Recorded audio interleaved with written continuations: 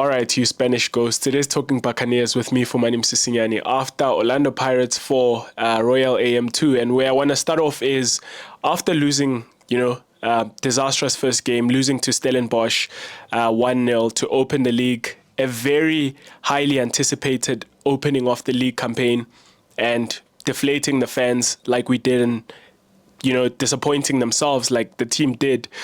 The one thing you want to happen is for your next game to come so quickly. You want to play the next game and put things right. And I'm so happy that the game came 3 days after, that loss, because you could sense that there was fire under their ass. There was fire under the players' ass, fire under the fans' ass.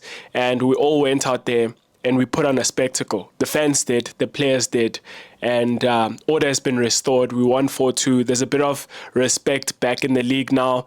Some fans of other teams are going to, return that respect and that fear that they have for us this season. We have to remember that teams fear us this season. And I'm just so happy that order has been restored. Great outing at Orlando Stadium. I don't know if you can tell by my voice. It's not the most amazing because of just how excited and happy we were, except a few moments that were flat, conceding goals and stuff like that. But I'll get to that a bit later on in the show. Where I want to start off is the lineups. Royal AM played a 4-5-1. Arguably 4-3-3, maybe 4-5-1, depending how you look at it.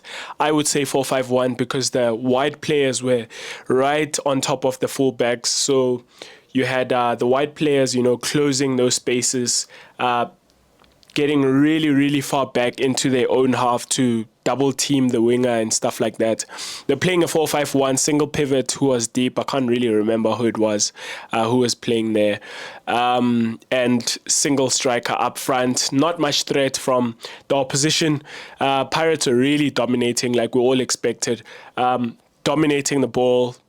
But more importantly, I think in the first half we're dominating spaces, but a bit prematurely for me. So the starting lineup, Orlando Pirates in goal was Sipho Shane, as expected. Left back, I did expect that we are going to maybe rotate and not play Otto. I thought maybe he might play Mayela, but he started with Marco. I thought maybe he was going to start with Marco at right back, seeing that Munyani started open the campaign. And arguably the first goal in that Stellenbosch game was a bit of an attack in Munyani's area, in his space. He had vacated that space a bit too early and left some space, and we were caught in transition. I thought maybe he was going to play Marco on that side and then Mayela on the left, but he started with Marco. Solid centre-back pairing of Sibisi and Oki as expected. And then at right back, Munyani, like I'd already mentioned, unchanged double pivot of Ndlondlo and Munari. And a lot of people were thinking maybe Ndlondlo was going to get dropped. Certainly the people that I'd spoken to thought, because of the turnover of position, the ball was won or lost by Ndlondlo in that game against Stellenbosch. People expected that maybe he might be punished and things like that, which is really a bit naive, because I don't think you lose your place not necessarily because of one mistake. But a lot of people thought maybe he's going to rotate Ndlondlo and play a Tim or Makeshen Makaula or Baloni or something like that. But he started with that unchanged, double pivot in central midfield of Ndlondlo and Munari. And then ahead of them, he, start of the game, Maswanganyi was playing as the number 10, and then Ratomo, Mufugeng. I hope you're going to forgive me for, what I mean when I say Ratomo. It's because I don't know how quickly I'm going to get used to saying Relebohile Mufugeng. But Relebohile Mufugeng at left wing and Munapule Saling at right wing as expected, and then centre forward Zakele Lepasa. For me, when I see that formation, when I see that lineup, I go, okay, strong lineup, especially left back. The changing of Dion Otto, especially because I think that Otto is great at left back for the width and all of that. The energy, can get up and down the field with great ease, and he's got a really great work ethic. But end product. When we lack a bit of end product with Otto, because I think he hits his crosses. He just blindly hits the balls into the box. There's a time for that, but I think sometimes he just lacks a bit of composure, and chances that could potentially be there from that position, we lose them because of his lack of composure. So I thought, we need someone who's going to be quality. And for that quality's sake, I go for Marco over Mayela, because I think Mayela is more of a defensive left back now, seeing that he also plays that left centre back position. He's more of a, centre back now. He's transitioning into that as he gets a bit older. He's no longer that up and down kind of fullback. And I think Marco does great at that. He's very good going forward, very good going back. And for that width, I very happy with Marco playing over there. And I think I'm losing my chain of thought now. But anyway, so great start of the game. I think the first half was great. Maybe let me get into that. Great start of the game. You could see the intensity of our play. We're moving the ball very quickly. It wasn't one of those, like in the first game, I thought, as much as we play more in transition and things like that, but I do think that in decisive moments, we are very slow to hit those spaces and hit those opportunities with speed and intensity. And we sometimes move the ball side to side with, too much patience. I think patience is okay, but there's too much patience sometimes. And I'll get into why I think Zondlo played a great game today. But I think, start of the game, you could see that there was a lot of creativity and there's a lot of movement. And what I liked was Munyani would, hug that right width. He'd go all the way up and give us width on the right. And you had Ratomo who'd give us the width on the left. And then you would have Maswanganyi in the channel, you'd have Saleng in the channel, and obviously Lepasa in that striking position. So Ndlondlo and Monari would always have these two players ahead of them in the channels. And then you'd have Marco, obviously, Sibisi and Koki staying as the three at the back, protecting, us, being that last line. And we'd have width and we had people in the channels, and it was great. And I think I beg your pardon, there was great movement in the channels and we were finding each other start of the game.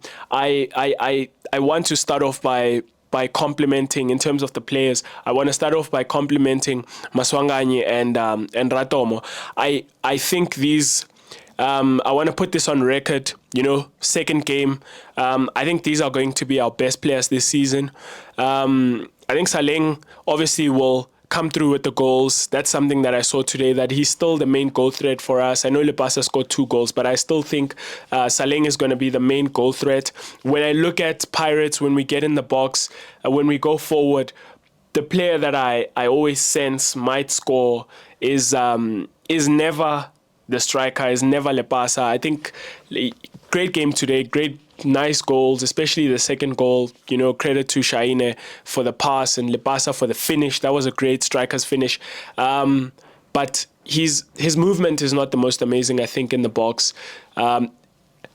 Especially in contrast to what we're used to, especially in that second part of last season with Chukamanja. What you knew about Chukamanja is he knows where to be in the box. Right, he's great at being in the right spaces and things like that. Whereas with Lepasa, he's got a really good work ethic and he presses and he does all of those things and he finishes well sometimes. But he's not got that instinct of where to be in the box. And for that reason, I still see Saleng being the man that's going to score the most goals, And I am wavering a little bit because if you watched my previous video on YouTube, which thank you if you did, I did mention that, or did say that I don't think Saleng is going to have another, top goal scoring season where he's going to score 20 and things like that, because teams start to figure you out with your second season. They know your threats and things like that. But having said that, I still think that Saleng is our main goal threat. with what we have. Maswanganyi is great. He's neat, and I was about to come on to that.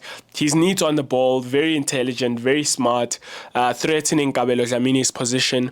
It's not going to be easy for people like Dlamini, I think, with the players that we have now, and the way that Maswanganyi has, started his career at Pirates. He's just hit the ground running, and very good in the channels, very smart as well, also left-footed, silky and things like that, can turn around, he can control it well. He's also a bit big when you see him live.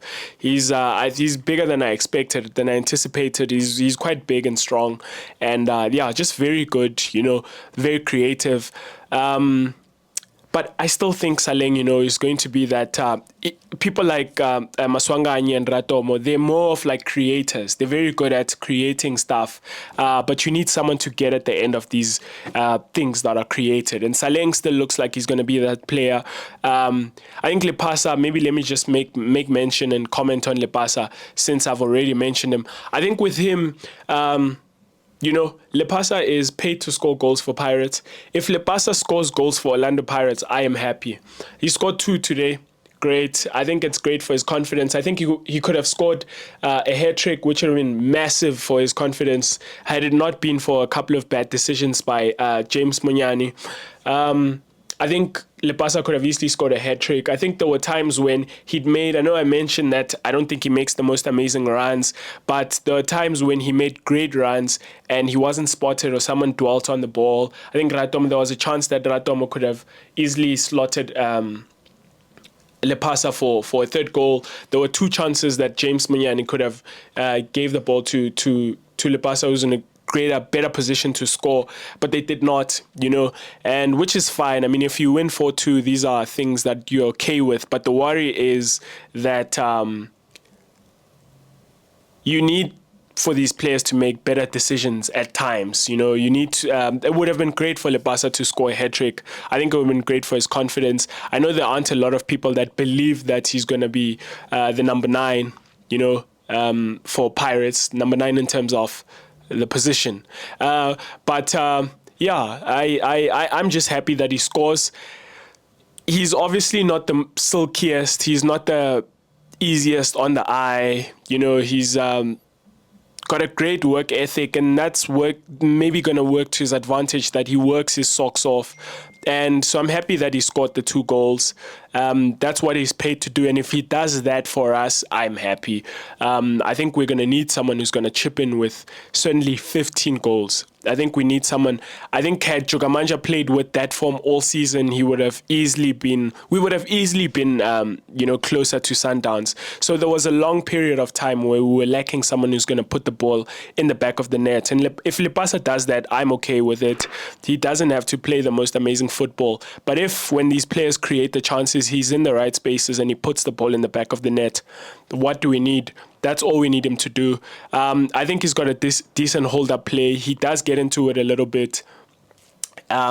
Just as long as when we go forward, he's in the box, he's in the spaces, then that's something I think he still needs to work on. But today I'm happy with the 2 goals. Great penalty taken, especially the second goal I think was amazing.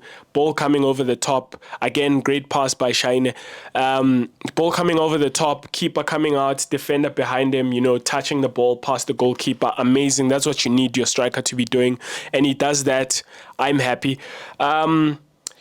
Anyway, I want to talk about Tito and Ratomo in those positions. I think, apart from Dabaiteta Ndlondlo, who I'll come on to talk about just now, I was really impressed by Mufokeng and Maswanganyi, Patrick Maswanganyi, Tito. When I say Tito, for those of you that don't know, but I know most Buccaneers know, but Patrick Maswanganyi, so amazing in the number 10s. We're playing with 3 number 10s, behind the striker, and Maswanganyi is just amazing. He's very good on the he's very wonderful to watch, and doesn't lose the ball. He keeps it quite well. He's very smart. He makes the right passes. He doesn't delay the pass.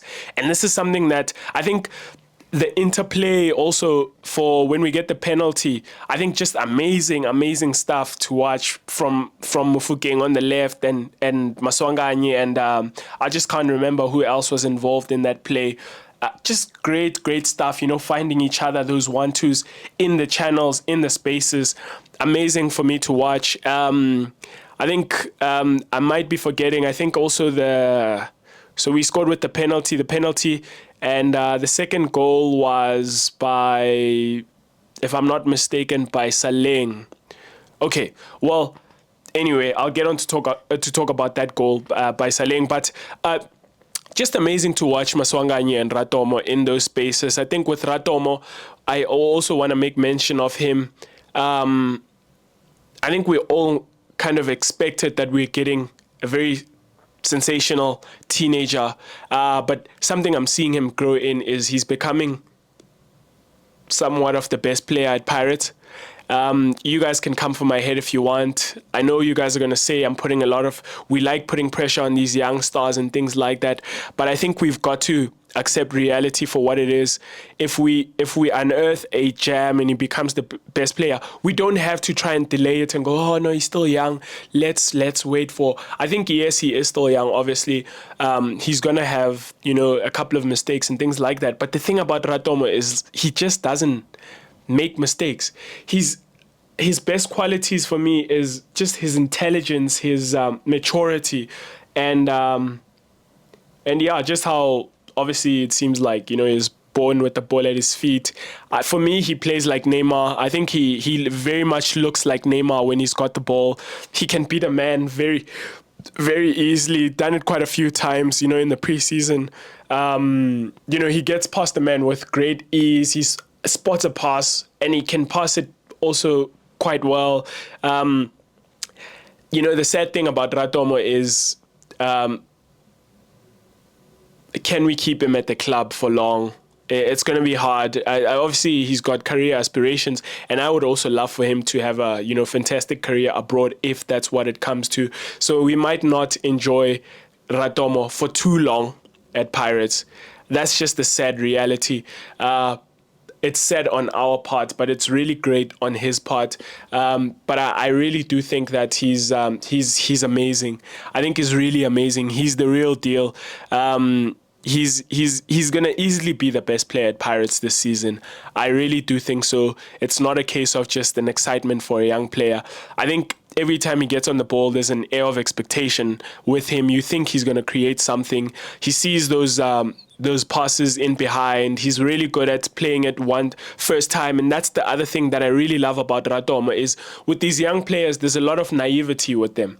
So young players have this thing where the big question for them is not can you dribble, are you good at ball control and things like that. Most of them are, but the biggest question for young players is can you make the right decision at the right time. And 9 times out of 10, maybe even 10 times out of 10 with Ratomo, it's yes. And that just elevates his game so much. It gives him so much maturity that he knows what to do at all times. And sometimes he does the thing that we didn't expect him to do, and it's like, whoa, did you see what he did there? And he has those moments about 5 times in a match, and I think he's just amazing. I really do think so. This is not a case of just enjoying a young player. I think Ratomo is really amazing. He's easily going to be the best player at Pirates. With consistent games, I think he's easily going to outshine a lot of our forward players because of how daring he is, how brave he is, how imaginative and how adventurous he is, and how responsible to the foundation of it all is he's a very responsible player. He makes the right decisions. He does the right things. He comes back and he defends. He's not a liability. And I'm so excited to watch him play. I think he's going to own that left wing. People like Otladisa, are great. I saw him versus Stellenbosch. I think he's good. He's good. I think he's a good player to have around in the club. But they're really going to struggle for game time because of Mofokeng. And the great thing is he can play at number 10 as well. And I'm really excited again. I want to put it on record that I think Maswanganye and Ratomo are going to be amazing for us this season. And I mean, we still got Kimvidi to unearth. We've still got Lesedi Kapinga to unearth, and I'm so excited to see how things are going to pan out, unfold in this season. You know, already we had a bit of a shortage of players. I don't think we had the most amazing bench, the strongest of benches, but already you could sense just how strong we are. And I think massive credit to Ratomo and Maswanganyi today. They played great in that number 10 position. Saleng played great as well. Great goal by Saleng, you know, up to his last season's antics with those curlers and stuff like that. I'm here for it. Long may that continue. We want to see that. And the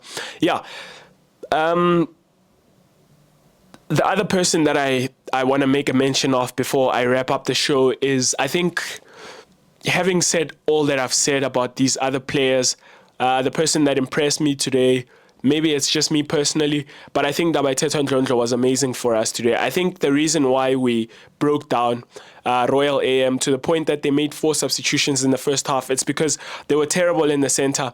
We're really penetrating them so much with great ease, and really sorry for that. People are looking for me and they know I'm recording a video. Pirates just won. What do you think I'm doing? I think Ndlondlo was amazing in midfield. Not just in, I mean, he created 2 goals, which is great. That's one of the other things I think I spoke about in my last video, that we need someone, or maybe I didn't speak about it in my last video, maybe in the previous season, I spoke about that. Our midfielders aren't as creative. We certainly lack, and which was supposed to be Kabelo Dlamini, who does that. But we lack someone who creates the goals. You know, he sets up goals, and Ndlondlo today was doing that he was so amazing at it, set up 2 goals. I think what was great with the 2 assists was, it's sometimes to his detriment, Ndlondlo, when he does this thing, but when it works out, it's great. He'll sometimes not play the pass that you expect him to play. He'll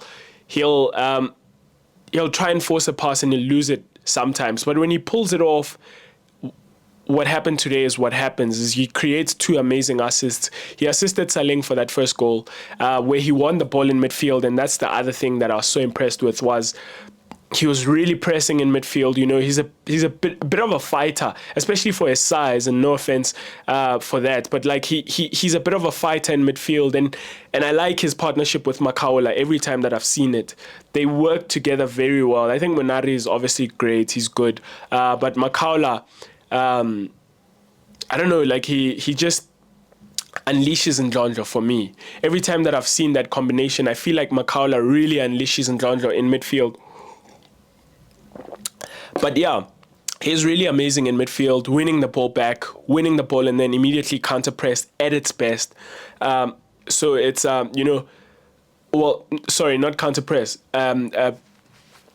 counter-attack. So we'd lose the ball, and then immediately after losing it, Ndlondlo would counter-press in midfield, win it very high up in the opposition's half, and certainly for that goal that Saleng scored, I thought he was going to play Lepasa through, who was making a run, but instead he delays it a little bit and he plays Saleng over on the right, who curled it amazingly, top corner.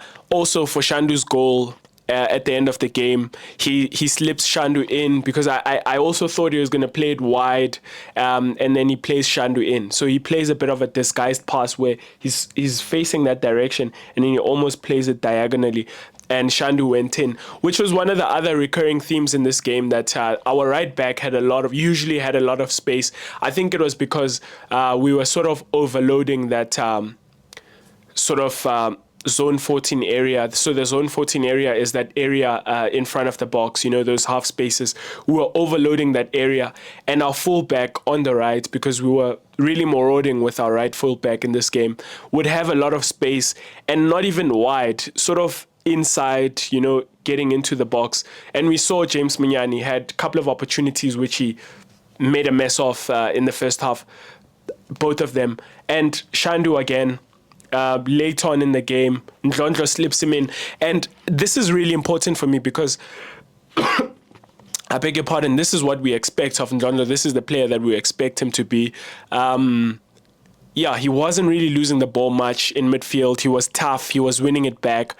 And he would play those direct passes, those vertical passes, creating chances for his play, not playing it to the side, not kind of playing it back to the defense, building it up for too long. He'd almost look for that vertical pass that would break a line of pressure by Royal AM, get us into the offense, get the ball to the number 10s. Let's go forward. And that's amazing. I think that's one of the great gifts that we have in playing Gondro deep, is that he's a creative player who can find those passes. Whereas when you play with too much responsibility with Munari, Tim sometimes does it where he doesn't play any adventurous passes. He doesn't risk it. He keeps it safe. He plays it to the side, and we kind of have to go around the organization and then go to the wing and then hope we're going to have an overlap and then kind of cross it back, which makes us very predictable, which was the case in the Stellenbosch game, very predictable.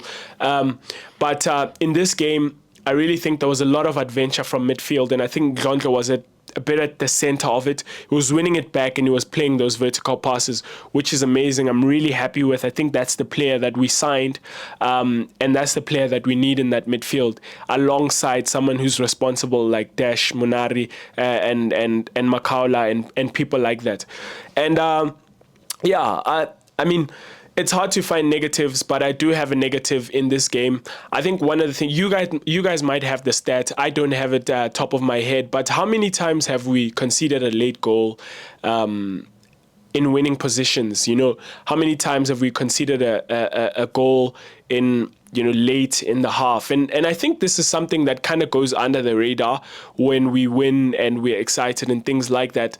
But there's if you're going to be a championship winning side, you really need to be tough like Screwage. You can't be suffering moments of immaturity and irresponsibility and things like that. I do think that we sometimes lose our heads when we are leading and we are up front. And obviously saw it today with Sipho Shaine, that howler, and we conceded that second goal by Royal AM unnecessary. I think we need to manage games better. That's one of my negatives that I have. It's an ongoing thing from last season. There were times when, even against Royal AM, if you guys remember, we conceded late on in that game, ended up drawing 1-1. And that's just one of the things that I think we still need to get right. We suffer these moments of irresponsibility by the players where someone will lose their head and will concede a goal. Or as a team, we're not as switched on. End of the half, we conceded another great goal by Royal AM, by the way. Great. Took a deflection, if I'm not mistaken, but went into the top corner. But we suffer these moments where the game is kind of, in cruise mode. We are cruising in the game, and then from nowhere we'll concede a goal because someone has made a silly mistake and stuff like that. And it's a recurring thing. So I'm not, bashing the players today. It's just that it's a recurring thing where we'll keep conceding these unnecessary late goals. And I think that's something that we need to fix before it comes to haunt us, where it turns 3 points into 1. At times, these mistakes, they turn a 1-0 lead to a 1-1 where you need the points, and before you know it, you are 5 points behind Sundowns and stuff like that. So that's just one of the concerns. If I work really hard to find the negatives, that's something that I thought was a bit of a negative. But great positive things in this game. Really excited. I'm really happy for the win. I'm really happy for the confidence and the feel-good factor, which is back. Great to see the Buccaneers switching on the torches, those that did. There were a couple of negative heads in the stadium, which I wasn't really impressed about. I know it's still early. This is a marathon, but we really need to get behind the players. I think as the fans, we underestimate our influence in the stadium. And the players talk about this all the time. They always beg for the fans to come out in their numbers and to sing and to be behind them and stuff like that. And I wasn't really impressed about a few people that had a few negative things to say, still stuck in that first game. And I mean, we've still got 28 games to go. It's a marathon, this thing. And I think it's a great response from us. And for some of us that switched on our torches, which is our ritual when, especially at night when we're playing really well. I love night games at Orlando Stadium. When we're playing really well, it is our ritual to switch on those torches, and it just injects a great sense of togetherness, a great sense of support, and the players feel it. I bet you they feel it, and the fans, we need to do, amazing. We need to be better for the club, for the team, and other than that, last thing, telling substitutions by the coach, looking ahead to the game on Saturday against Kukune in the MTN8. He pulled Ratomo, Mufukeng, and Maswanganyi, and I think that's telling. I think he's saving them for that game. And I'm already looking forward to that. I'll be here later on in the week to preview that game. But for now, let's enjoy this win. Up the mighty Bucks. Cheers.